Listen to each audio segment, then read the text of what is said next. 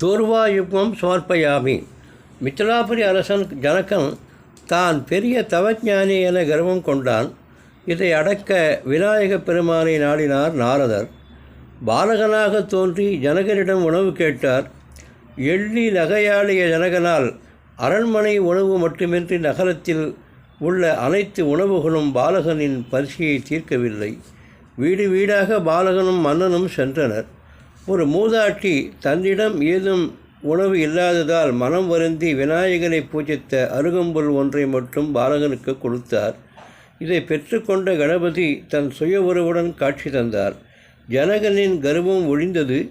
அருகம்புல் விநாயகருக்கு ஏற்ற மிக பத்திரமாக மாறியது. அன்றையிலிருந்து 21 அருகம்புல்லை விநாயகருக்கு நாம் சமர்ப்பித்தால் அனைத்து விதமான கஷ்டங்களும் நீங்கி நன்மை பெறுவது